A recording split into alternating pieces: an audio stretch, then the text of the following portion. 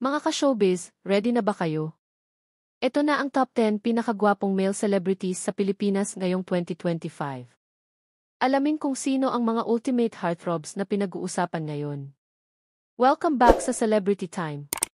Kung bago ka dito, huwag kalimutang mag-like at mag-subscribe para updated ka sa lahat ng top 10 showbiz countdowns natin. Number 10, James Reid. Actor, singer, producer, fresh at international vibes. James Reid, certified heartthrob. Number 9, Jericho Rosales. Timeless guwapo. Kahit ilang dekada na sa showbiz, si Echo ay laging paborito ng fans. Number 8, Enrique Gil. Mestizo looks at boy next door charm.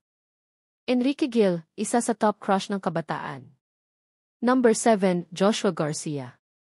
Natural charm at acting skills, si Joshua ang bagong paborito ng millennials at Gen Z. Number 6, Ian Veneration. Ageless guwapo. From action star hanggang leading man, Ian proves na edad is just a number. Number 5, Alden Richards. Asia's multimedia star.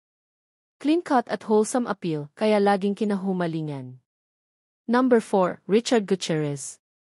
Sharp features at matini idol aura. Richard Yee, forever guwapo sa mga fans.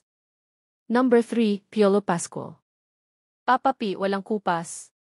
Isa pa rin sa pinakamalakas ang dating sa kahit anong henerasyon. Number 2, Daniel Padilla.